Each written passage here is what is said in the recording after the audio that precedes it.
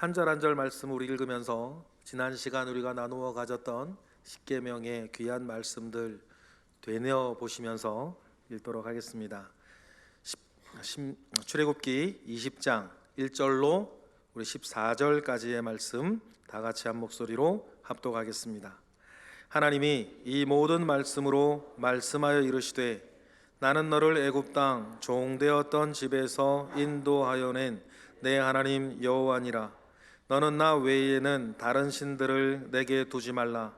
너를 위하여 새긴 우상을 만들지 말고 또 위로 하늘에 있는 것이나 아래로 땅에 있는 것이나 땅 아래 물속에 있는 것에 어떤 형상도 만들지 말며 그것들에게 절하지 말며 그것들을 섬기지 말라. 나 내 하나님 여호와는 질투하는 하나님인즉 나를 미워하는 자의 죄를 갚되 아버지로부터 아들에게로 3, 4대까지 이르게 하거니와 나를 사랑하고 내 계명을 지키는 자에게는 1000대까지 은혜를 베푸느니라. 너는 내 하나님 여호와의 이름을 망령되게 부르지 말라. 여호와는 그의 이름을 망령되게 부르는 자를 죄 없다 하지 아니하리라. 안식일을 기억하여 거룩하게 지키라. 엿새 동안은 힘써 내 모든 일을 행할 것이나 일곱째 날은 내 하나님 여호와의 안식일인즉 너나 내 아들이나 내 딸이나 내 남종이나 내 여종이나 내 가축이나 내 문 안에 머무는 객이라도 아무 일도 하지 말라. 이는 엿새 동안에 나 여호와가 하늘과 땅과 바다와 그 가운데 모든 것을 만들고 일곱째 날에 쉬었음이라. 그러므로 나 여호와가 안식일을 복되게 하여 그날을 거룩하게 하였느니라. 내 부모를 공경하라. 그리하면 내 하나님 여호와가 내게 준 땅에서 내 생명이 길리라. 살인하지 말라. 간음하지 말라. 아멘. 오늘은 제7계명 간음하지 말라입니다. 누구에게라도 자유로울 수 없고 편하게 들어올 수 없는 주제 아니겠습니까? 하지만 부담스럽다고 하여서 결코 비껴가서도 안 되는 귀한 말씀이 이 7계명에 있습니다. 오늘도 10계명을 통해서 우리 삶이 바른 길로 다시 세워지는 은혜가 우리 모두에게 있기를 주님의 이름으로 축복합니다. 우리 사회가 성적으로 극심한 퇴락 중에 있다는 사실은 여러분들도 잘 알고 있는 사실입니다. 큰 분수령이 되었던 큰 사건들이 몇 개 있는데 그 중에 하나가 간통죄 폐지 판결이 아닌가 생각합니다. 간통죄는 2001년만 하더라도 8대 1이라고 하는 압도적인 표차로 합헌 결정이 내려졌었는데 그로부터 13년 만인 2014년 2대 7이라고 하는 숫자로 위헌 판결을 받았습니다. 헌법재판소는 폐지의 이유를 개인적인 성적 문제는 국가가 관여할 수 없는 프라이버시이고 개인의 사생활 문제이기 때문이라 밝혔습니다. 그리고 많은 사람들은 이부자리성 문제까지 언제까지 국가가 관여해야 하는가 이렇게 말을 했습니다. 그런데 여러분, 부부관계는 연인이나 친구 같은 관계와는 달리 영적인 영역이 매우 큽니다. 그래서 친구 사이에는 법적으로 등록 안 해도 결혼하면 법적으로 등록하는 이유가 거기 있습니다. 부부 사이에는 이부자리 일만 있는 것도 아닙니다. 참 많은 것들이 부부라고 하는 관계 속에 엮여 있어요. 부부를 통해서 연결된 많은 관계들도 있습니다. 소중한 관계들이 있어요. 부모와 자녀뿐 아니라 친척들의 관계, 친구와 행여나 그가 교회를 다니는 분이면 교우들의 관계도 많이 엮여 있습니다. 사적인 영역으로 치부될 수만이 없는 큰 문제라는 뜻이에요. 우리나라 최고의 엘리트들인 헌법재판소 재판관들이 치밀한 법리적 해석 가운데에 내린 결론이겠지만 아쉽기 그지없는 판결이었고 우리 사회의 윤리적인 문제를 완전히 끌어내린 악한 결정이라 말하지 않을 수 없습니다. 판결 이후 우리나라의 성적인 타락은요, 확실히 빨라졌고 독해졌고 뻔뻔스러워졌습니다. 판결이 내려지는 날 술집에서는 소식을 듣고 축배를 들었다는 남자들의 이야기도 전해집니다. 유부남인 영화 감독과 유명한 여배우가 뻐젓이 우리는 사랑하는 사이라고 공개합니다. 이때 TV 화면 앞에서 국민 앞에 자기 남편, 자기 아버지가 커밍아웃하는 모습을 지켜보아야 하는 그 가족들의 마음은 누가 보호해 주어야 합니까? 그건 너희들이 알아서 하는 일이라 해야 합니까? 차라리 불륜하는 사람들의 사생활 보호에 대해서 그건 너희 죄를 지은 사람들이 알아서 해야 되는 일이라 그렇게 말하는 사회가 옳습니다. 자유에는 반드시 책임이 따른다는 사실을 알려주는 것이 올바른 사회, 피해자들을 보호해주는 따뜻한 사회가 아니겠습니까? 나아가 이제 우리 사회의 성과 관련된 전선은 동성연애와 동성결혼의 문제로 넘어왔습니다. 일부 단체들이 참 집요하게 주동하고 있습니다. 결혼은 남자와 여자가 하는 것이라는 법조문을 결혼은 사람과 사람이 하는 것이라 바꾸려 합니다. 그런 논리들을 만날 때마다 저는 이렇게 말을 해줍니다. 똑같은 논리라면 결혼은 한 사람과 한 생물이 하는 것이라고 바꿔라. 논리적으로 뭐가 다릅니까? 똑같은 논리거든요. 우리 사회가 성적으로 막장으로 치닫는 느낌을 그래서 우리는 지울 수가 없는 것입니다. 제7계명 간음하지 말라는 말씀은 성적인 풍기문란을 지적하는 계명이기 이전에 부부관계와 가정공동체를 더욱 안전하고 행복하게 지키기 위한 계명이에요. 안전하고 행복한 가정은 우리의 삶을 떠받치는 가장 중요한 요소입니다. 그래서 세상에서도 가화만사성이라고 가정이 화목하면 모든 일이 잘 된다라고 말을 할 정도였는데 그 기준이 지금 급속하게 허물어지고 있는 세상을 저와 여러분은 살고 있어요.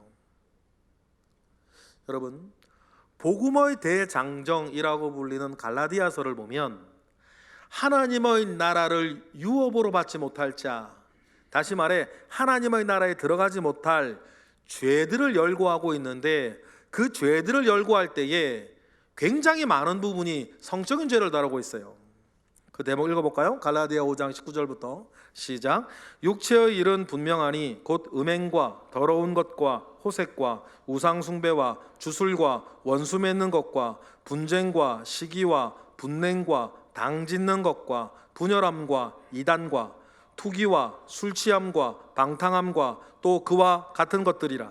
전에 너희에게 경계한 것 같이 경계하노니 이런 일을 하는 자들은 하나님의 나라를 유업으로 받지 못할 것이다. 여러분, 우리는 이러한 말씀을 대수롭지 않게 여겨서는 안 됩니다. 나에게 지금 부담스럽고 내가 보기 싫다고 이런 일들을 여러분 가볍게 들어서는 안 돼요. 주님 분명히 말씀하셨습니다. 하나님의 나라를 유업으로 받지 못할 것이다. 이런 판결을 여러분 우리가 가볍게 들어서는 안 돼요. 간음하지 말라는 계명은 1차적으로는 결혼과 가정을 위한 규범입니다. 결혼과 가정에 대한 성경의 가르침을 기본을 좀 살펴보는 게 중요하겠죠. 여러분 잘 아시다시피 부부의 출발을 성경은 다음과 같이 말을 해줘요. 창세기 2장 24절 다 같이 시작. 이러므로 남자가 부모를 떠나 그의 아내와 합하여 둘이 한 몸을 이룰지니라. 여러분, 그래서 결혼의 원리는 남자가 부모를 떠나 아내와 합하는 것이에요. 그래서 둘이 한 몸을 이루는 것이 결혼입니다. 우선 결혼은 사람과 사람이 하는 게 아니고 남자와 여자가 하는 것이다. 그리고 결혼한 한 남자와 결혼한 한 여자가 한 몸을 이루는 것이다. 여러분, 여기에 어려운 내용 있습니까? 여러분, 여기에 이해 안 되는 거 있으세요? 여러분, 여기에 논쟁의 거리가 있습니까? 그러면 여러분, 이 말씀대로 지키는 거예요. 따라서 부부 관계를 벗어난 어떤 성적인 활동도 금물인 것입니다. 간음의 죄는 성경에서 매우 단호하게 다스리고 있어요. 그 대표적인 것이 레위기 20장인데 우리 10절만 읽어보겠습니다. 다 같이 시작. 누구든지 남의 아내와 간음하는 자, 곧 그의 이웃의 아내와 간음하는 자는 그 간부와 은부를 반드시 죽일지니라. 그리고 레위기 20장을 전체를 보면 하나님은 정말 세세하게 일일이 하나하나 들춰내어져서 부부 외에 일어날 가능성이 터럭만큼도 있는 각종 관계들에 하나하나 열거하세요. 그러면서 그 모든 계명 뒤에는 반드시 이 말씀을 붙이십니다. 반드시 죽일지니라. 이 말은 뭐냐면 이 계명을 목숨을 걸고 지키라는 뜻이에요. 이상한 이유, 이상한 사작 덧붙여서 괜찮을 만한 어떤 틈을 만들어내지 말고 목숨을 걸고 지키라는 뜻이 이 계명에는 있습니다. 여러분, 제7계명 간음하지 말라는 목숨을 걸고 지켜야 하는 하나님의 뜻이에요. 하나님은 인간을 창조하실 때에 성을 함께 만드셨습니다. 남성과 여성이 결혼이라는 울타리 속에서 육체적인 관계로 자손을 번성하도록 하셨습니다. 그러니 성 자체는 아름다운 것이고 꼭 필요한 것으로 하나님께서 인간에게 주신 선물이에요. 그래서 성에는 즐거움이 있고 행복이 있습니다. 그런데 이 선물에도 죄가 스며들어서 망쳐버리고 있는 것 아니겠습니까? 성이 주는 즐거움만 부각시켜서 부부의 울타리를 넘나들게 만들어요. 쾌락에 취해 성과 관련된 행복한 안전의 울타리들을 해체하려고 합니다. 이런 풍조가 현대사회의 뚜렷한 문화현상 아닙니까? 게다가 이 성적인 일들은 은밀하게 일어나기에 숨기기도 좋고 숨기기가 좋아 회개하기가 어려워요. 그래서 은밀히 지속되는 죄입니다. 다른 사람들 모르니까. 그러다 보니 이 죄가 은밀히 지속이 되는 시간에 오해하고 착각해요. 이 사람도 저 사람도 그냥 몰라서 그렇지 다 뒤에서는 저러고 살고 있느니 그렇게 착각하게 만들어요. 그러나 여러분, 저만 하느라도 정말 많은 청년들, 많은 청년들과 많은 부부들이, 많은 그리스도인들이 이러한 세속에 대항하여 싸우고 이기며 자기 자신을 지켜나가고 온 사람들을 정말 많이 알고 있습니다. 다 그렇지 않아요. 그런데 세상은 다 그렇다고 말을 해요. 우리를 둘러싼 이 세상은 여전히 악하고 또 점점 악해져서 성에 대해서 높은 도덕적 기준을 이야기하면 시대에 뒤떨어진 사람 취급하고 조롱합니다. 부끄러움을 부끄러움으로 알지 못하고 죄를 죄로 느끼지 못하는 정말 악한 세상입니다. 그러면서 원초적인 인간관계의 부부관계가 깨어지고 있고 가정 공동체가 깨어지고 있습니다. 가정이 흔들리면 누구라도 그 사람은 끈 떨어진 연처럼 방황할 거예요. 그러니 개인의 육신의 삶이나 사회의 근간을 지키기 위해서라도 가정은 가장 안전하게 보호받았고 지켜져야 할 곳입니다. 여기가 윤리적인 측면에서 하나님의 말씀을 통해 7계명을 지켜야 한 이유 첫 번째.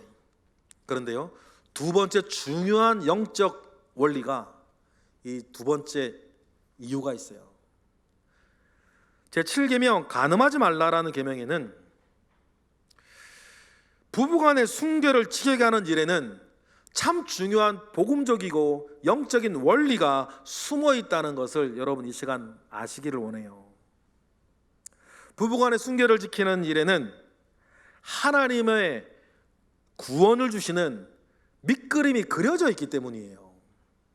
이게 무슨 말인지 이 시간 좀 살펴볼 건데, 먼저 마태복음에는 예수님의 탄생 이야기와 관련해서 마리아와 요셉이 결혼하기 직전에 겪은 일들부터 시작을 합니다. 유대인은 결혼 과정부터 독특해요. 먼저 결혼식부터 두 번 올립니다. 먼저 신부의 집에서 결혼해요. 결혼식을 올려요. 이 신부의 집에서 하는 결혼식을 옛날 성경에는 정혼이라 그랬습니다. 그런데 새로운 번역에서 약혼으로 바뀌었어요. 이게 약혼으로 바뀌다 보니까 지금 우리가 하고 있는 약혼 정도로 오해하는 혼란이 생겨요. 유대인의 약혼은 우리의 약혼 정도를 말하는 것이 아닙니다. 일단 유대인은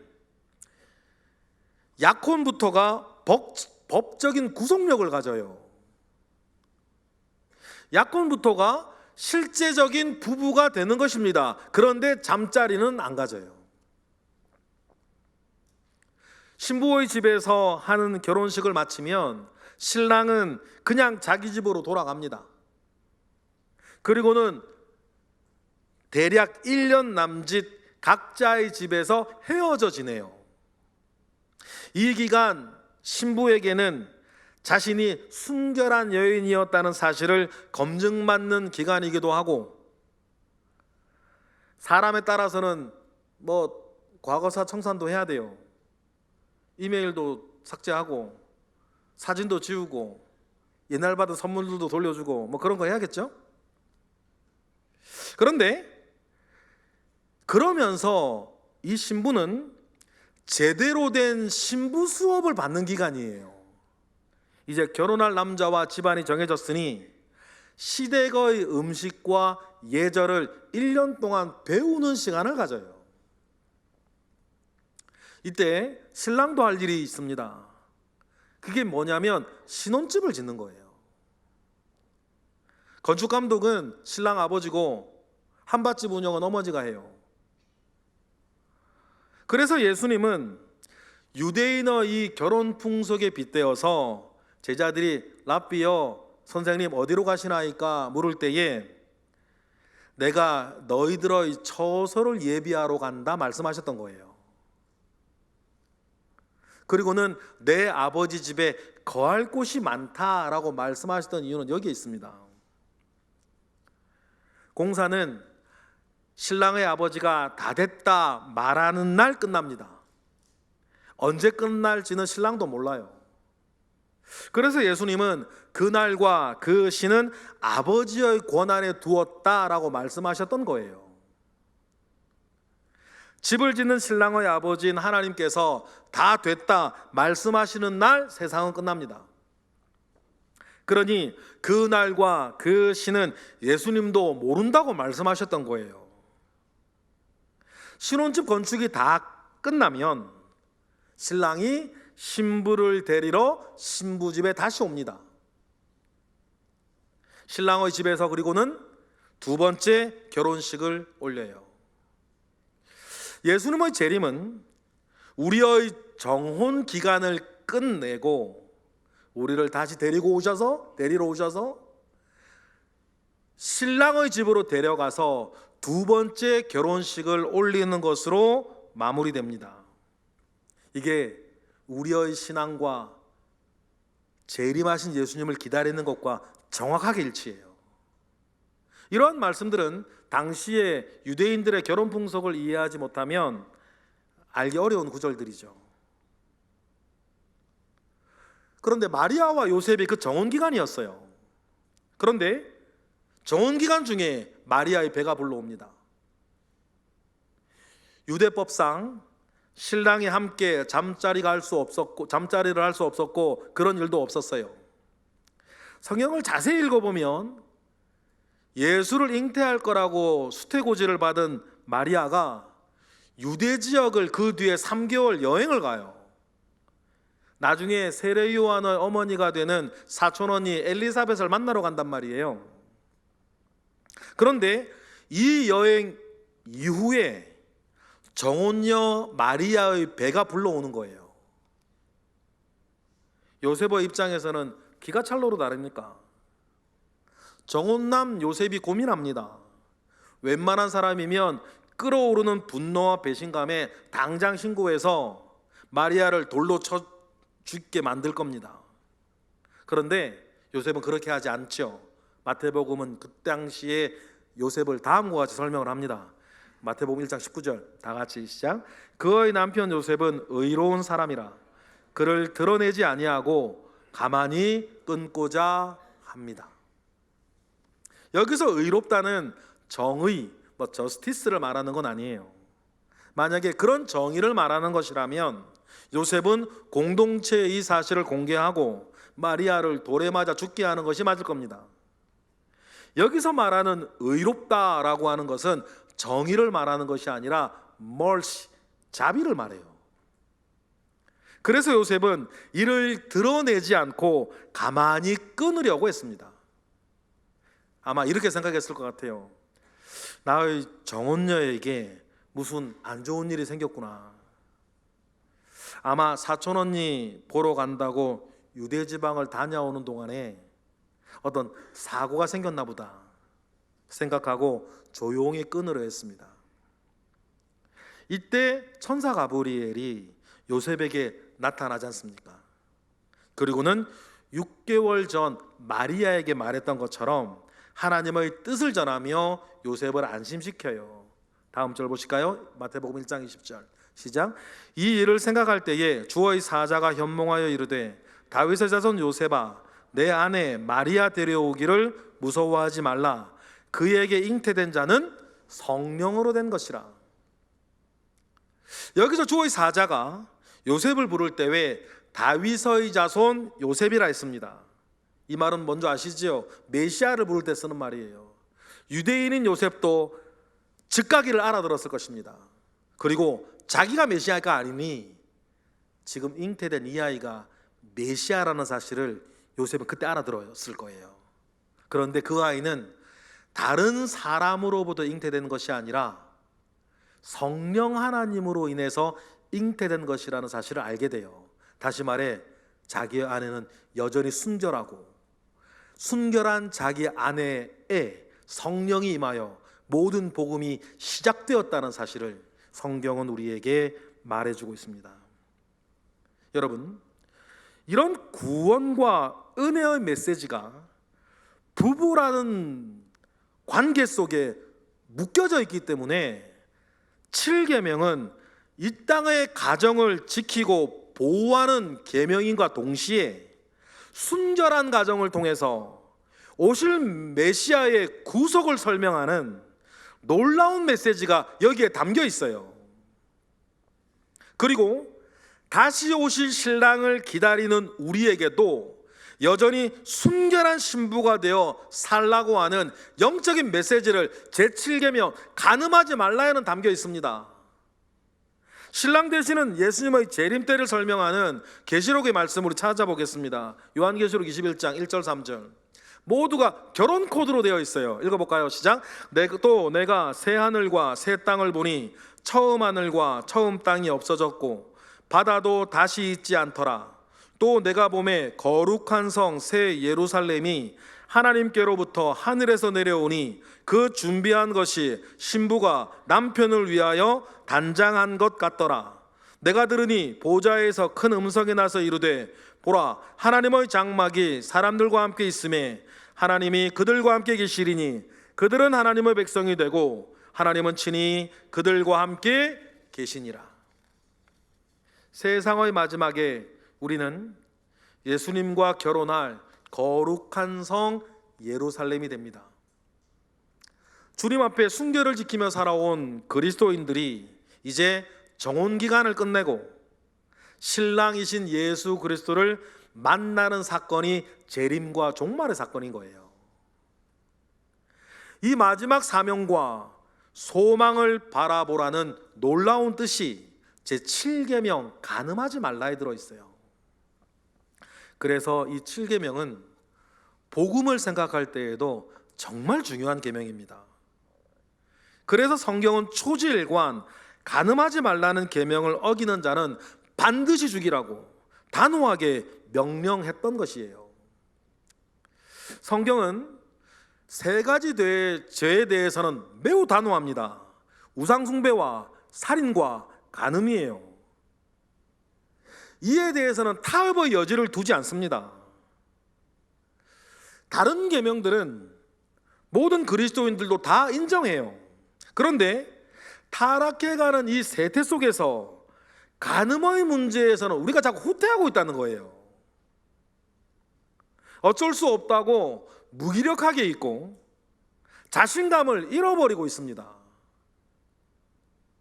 유혹거리가 안팎으로 너무 많이 있어요.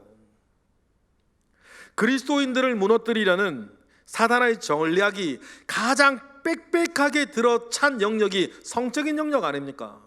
그래서 우리가 거룩한 성 예루살렘으로 주님의 신부로 준비하지 못하게 만들려고 그래요. 그래서 그리스도인들에게 신랑 되신 예수님을 기다리는 거룩한 성 예루살렘의 삶을 포기하게 만듭니다. 주저하게 만들어요. 그러니 사탄의 그런 전략이 집중된 곳이 성적인 영역이라는 것을 여러분 명심하시고 사셔야 됩니다. 간증은 나프란 단어 히브리어를 번역한 거예요. 나프란 말 자체가 결혼 밖에 있는 모든 성적인 관계를 말해요.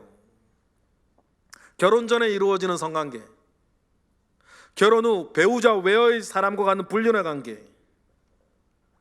그런데 세상은, 어둠의 세력에 붙잡힌 이 세상은 불륜을 마치 아름다운 사랑의 관계처럼, 혼전성 관계를 사랑하는 사람이니까 일어날 수 있는 자연스러운 일로 포장하여서 사람들을 미혹하고 있습니다.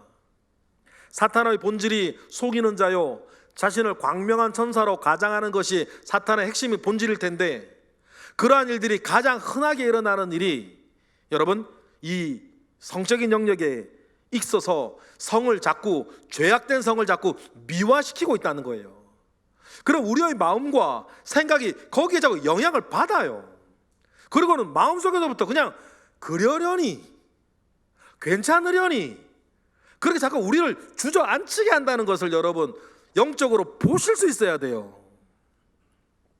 동영상으로 이루어지는 모든 것들도 간음입니다. 음란 동영상에 문제가 있습니다. 여러분, 음란 동영상의 본질을 잘 이해하셔야 돼요. 음란 동영상은 남자가 남자의 성욕을 자극해서 돈 벌려고 만든 것 아닙니까? 그것이 몰래 촬영한 영상들이라면 사태는 더 심각해져요. 촬영한 사람이나 유포한 사람이나 시청하는 수요자도 같은 범죄의 카르텔에 함께 묶여져 있다는 사실들을 여러분 알아야 합니다.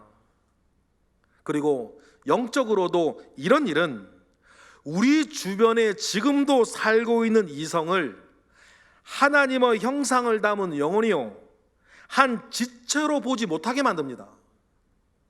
자신의 욕구를 채우는 도구로 전락시켜요. 도구화와 비인간화의 제약이 그 음란한 동영상에 들어있습니다. 이러한 것에 대해서 하나님은 결코 죄 없다 말하지 않으세요. 마태복음 5장 보실까요? 27절부터 다 같이 시작. 또 간음하지 말라 하였다는 것을 너희가 들었으나 나는 너희에게 이르노니 음욕을 품고 여자를 보는 자마다 마음에 이미 간음하였느니라. 이러한 세태 속에 우리는 여러분 우리의 마음을 지켜나가셔야 해요. 마음을 지키기 위해서는 우리의 마음을 하나님의 신령한 것으로, 하나님의 말씀으로 채워 나가셔야 합니다.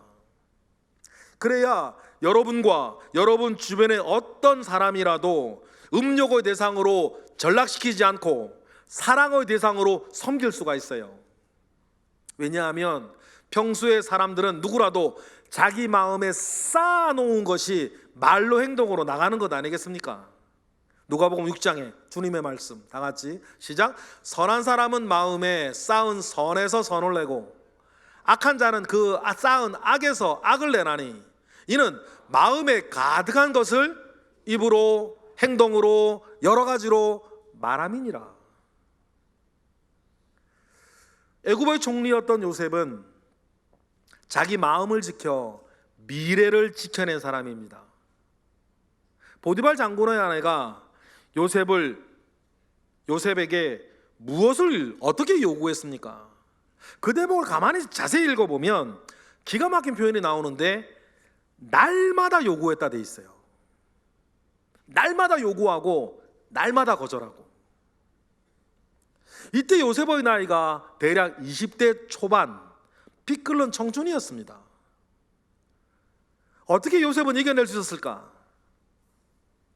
요셉은 어릴 때부터 하나님의 신령한 것으로, 하나님의 말씀으로 자기를 채워오던 사람이었어요. 아버지 야곱이 어릴 적부터 요셉에게 채색 옷을 입혔다고 그랬습니다. 막내니까, 자기가 사랑하던 라헬의 아들이니까 그저 예뻐서 입힌 것만은 아니에요. 이때 채색 옷의 히브리적 의미는 그 집안에서 하나님의 말씀을 가장 잘 배우고 그 집안에서 하나님의 말씀 훈련을 가장 잘 받는 사람에게 주는 옷이 채색 옷이거든요. 그러니 요셉이 채색 옷을 어릴 때부터 입었다는 것은 그 집안에서 하나님의 말씀으로 자기를 제일 잘 채워오던 사람이었다는 뜻이에요. 그것으로 여러분, 청년 요셉은 자기를 지켜내지 않았습니까? 뭐로요? 하나님의 말씀으로. 이거는 모든 신앙생활의 영적 원리죠. 시편 119편 9절 다 같이 시작. 청년이 무엇으로 그 행실을 깨끗하게 하리까? 주의 말씀만 지킬 따름이니이다. 할렐루야. 이 음란의 문제에 대해서 우리가 가질 두 번째 마음은 음란의 죄에 대해서 적극적으로 필사적으로 싸우셔야 된다는 거예요.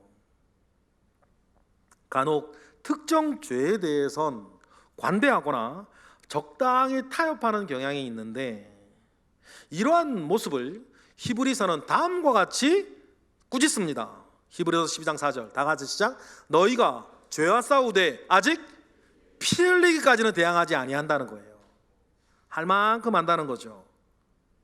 그래서는 안 된다. 어떤 죄도 마찬가지예요. 그런데 예수님은 특히 간음에 대해서는 적당히 넘어가려는 사람들에게 다음과 같이 과장을 하여서라도 강조하셨습니다. 목숨을 걸고 지키라는 뜻이었죠. 마태복음 5장 27절부터 쭉 읽어볼까요? 다 같이 시작. 또 간음하지 말라 하였다는 것을 너희가 들었으나 나는 너희에게 이르노니 음욕을 품고 여자를 보는 자마다 마음에 이미 간음하였느니라. 만일 내 오른 눈이 너를 실족하게 하거든 빼어내버리라. 내 백체 중 하나가 없어지고 온 몸이 지옥에 던져지지 않는 것이 유익하며 또한 만일 내 오른손이 너를 실족하게 하거든 찍어내버리라. 내 백체 중 하나가 없어지고 온 몸이 지옥에 던져지지 않는 것이 유익하니라. 이 간음에 대한 얘기를 하는 거거든요. 여러분, 이제 마지막으로 위로와 다시 시작하는 은혜의 메시지를 이 시간 전하고 싶어요. 크던 작던 성적인 문제로 인한 과거의 죄책감이 여러분에게 만약에 있다면 거기서 빠져나오시기를 바랍니다. 간음은 분명히 죄고 하나님께서 혐오하시는 죄가 맞습니다. 피해야 하고 목숨을 걸고 싸워야 할 죄입니다. 그런데 많은 사람들이 넘어진 크고 작은 경험을 이미 가지고 있다는 거예요. 그래서 이 계명에 대해서 패배감을 가지고 있습니다. 나는 이미 순결을 잃었다. 과거의 일은 이제 돌이킬 수 없다며 마음이 자포자기할 수 있습니다. 아니면 스스로 도덕적 기준을 낮추고 자기의 죄를 합리화합니다. 어쩔 수 없다고. 안 그러고 어떻게 사냐고. 안 그런 사람 어디 있냐고. 이것을 한 발 더 나아가면 다른 사람에게도 그 정도는 괜찮다고 호도합니다. 여러분, 이는 한 죄를 빌미로 계속해서 그 사람의 발목을 쥐고 앞으로 나아가지 못하게 만드는 사탄의 전형적인 전략이에요. 간통의 죄뿐, 음란의 죄뿐만 아니라 다른 죄도 마찬가지. 이 원리는 동일합니다. 그 죄가 그 사람에게 있으면 그것이 회개가 되지 아니하고 계속되면 그냥 스스로 어쩔 수 없다 그래요. 그리고 괜찮다 그럽니다. 그리고 비슷한 죄를 짓는 사람에게 그래도 된다고 말을 해줘요. 그리고 죄를 정사를 이루게 한단 말이에요. 하나님께서 정말 싫어하시는 죄예요. 설령 넘어진 과거가 있더라도 그 죄가 오늘을 포기하게 만들어서는 안 됩니다. 과거의 일로 오늘을 저당 잡히며 살아서는 안 돼요. 그 일이 장애가 되어서 하나님께 바로 서지 못하고 하나님께 쓰임받지 못하는 이유로 남겨두어서는 안 됩니다. 어느 날 예수님께 간음의 현장에서 잡혀온 여인이 있었죠. 흥분한 사람들이 어찌할까 물어요. 당장이라도 그녀를 돌로 쳐 죽이려고 했습니다. 이때 주님께서 해주신 말씀을 아시죠? 우리 읽어볼까요? 요한복음 8장 다 같이 시작. 이에 일어나 이르시되 너희 중 죄 없는 자가 먼저 돌로 치라. 우물쭈물하는 사람들이 하나둘 사라지자 주님은 잡혀온 여인에게 다음과 같이 말씀해 주셨습니다. 이어지는 말씀 시작. 예수께서 이르시되 나도 너를 정죄하지 아니하노니 가서 다시는 죄를 범하지 말라 하시니라. 여러분, 이것이 뭡니까? 우리 모두를 향한 주님의 마음이에요. 주님은 우리가 설령 예전에 실패하고 넘어졌다 하더라도 오늘 포기하지 않기를 원하세요. 어떤 것도 마찬가지입니다. 그리고는 새롭게 되어지는 은혜, 다시 시작하는 은혜를 우리에게 받으라 하세요. 범죄한 것이로든 은혜 받은 것이로든 여러분, 중요한 것은 과거에 내가 이랬다 저랬다가 아니라 오늘을 내가 하나님 앞에 어떻게 살아갈 것이냐의 문제 아니겠습니까? 오늘과 같은 말씀이 어떤 분들에게는 불편할 수 있습니다. 하지만 여러분, 기억하십시다. 지난 시간에 어떠한 삶을 살았던 이 시간, 우리 하나님의 말씀을 듣고 깨달았다면 이제는 그리스도의 신부로 그리스도를 향해 정절을 지키며 살아가는 거룩한 성 예루살렘이 되시기를 축복합니다. 그것이 우리 모두를 향한 하나님의 뜻입니다. 주님 오시는 그날까지 배우자와 가족과 연인에게 그리고 주님 앞에 정죄를 지킨 순결한 믿음을 고백하여 드리게 되는 우리 모두가 되기를 바랍니다. 이 7계명에서만이라도 예수 그리스도의 이름으로 승리하고 여러분의 자녀들이나 제자들이나 친구들이나 이웃들을 지키고 보호해 주면 그 자체만으로도 이 악한 세상을 비추는 빛이 될 것이고 주님은 우리에게 그런 삶을 원하십니다. 이사야 60장 1절 시작. 일어나라 빛을 발하라 이는 내 빛이 이르렀고 여호와의 영광이 내 위에 임하였음이니라. 할렐루야. 이로 인해서 이 세상이 여러분들로 인해서 성적으로도 더욱 안전해지고 행복해지고 성결해지기를 우리 주 예수 그리스도의 이름으로 축원합니다. 기도하겠습니다. 할렐루야. 하나님, 감사와 영광을 올려드립니다.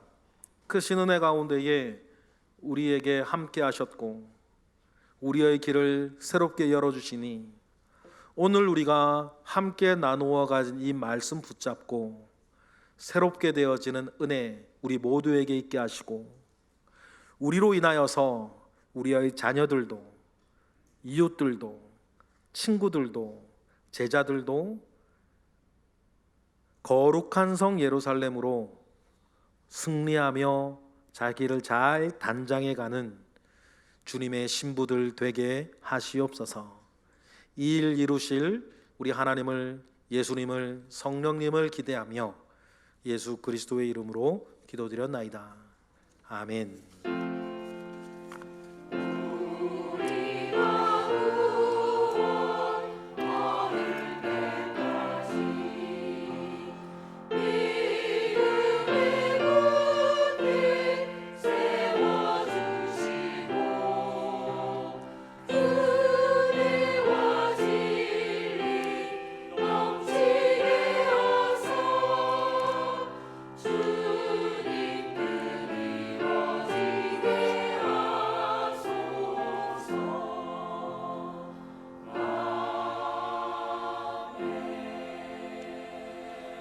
아멘. 찬송가 268장